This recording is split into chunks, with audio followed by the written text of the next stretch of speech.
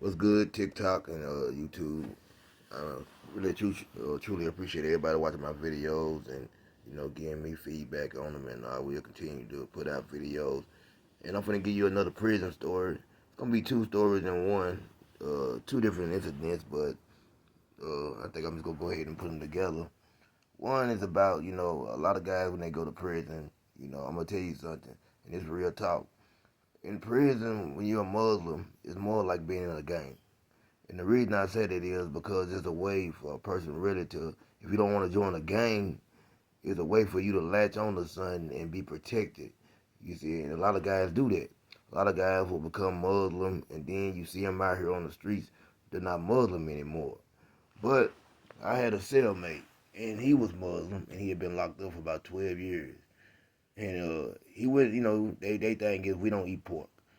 They refuse to eat pork. They don't want it on their plate. You know what I'm saying? They would not take a plate if it had pork has been on the plate. They won't take it or whatever.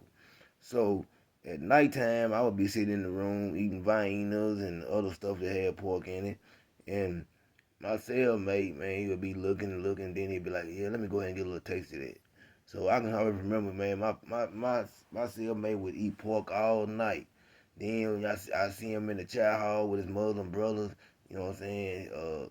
He'd be talking, man. Yeah, man.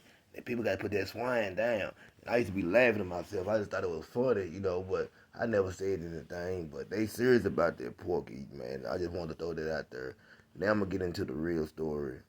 Uh, this for y'all youth, man, to be thinking about, you know what I'm saying, doing wrong or going to prison, man. I'm gonna tell you how crazy it is in there. And I don't even know if I told this story before, but I'm gonna give it to you, you know what I'm saying, because I feel like this is what you need to really know. Like a lot of times you come in there, you're not a gang member or whatever, and someone, if somebody you might not even be getting visits, but one of the gang members see you, they see you weak, and they're gonna be like, "Hey man, I'm gonna get you a visit."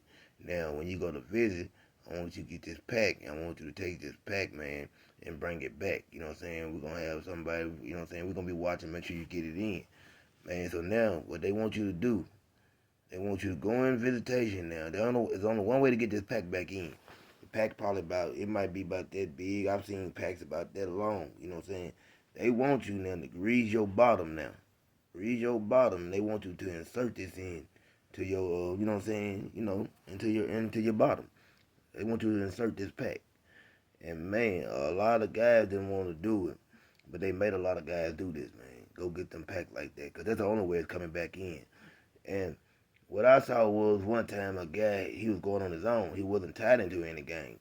He was going getting his own pack. He had his own people bringing him. He was getting in weed or whatever. Man, so now the gang's watching him. They getting jealous. You know what I'm saying? This guy's making money. He ain't protected by nobody.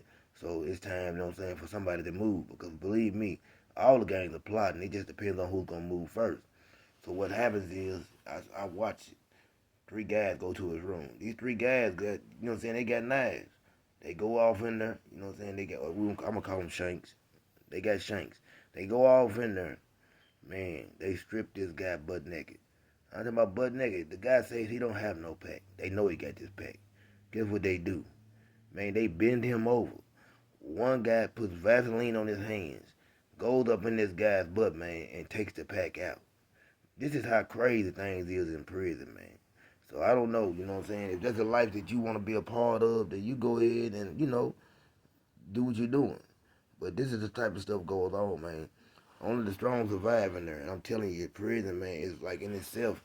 A person go to prison, you do 5 years, you come out, man, you really need to be drawn a check because I'm telling you, some of the things you see in there is just unreal. People are just savages and unhuman. So it's just letting y'all know, man. Stay out of trouble. Do what's right. And before you make a wrong decision, sit there and think about it, man, because a minute decision can change your life forever.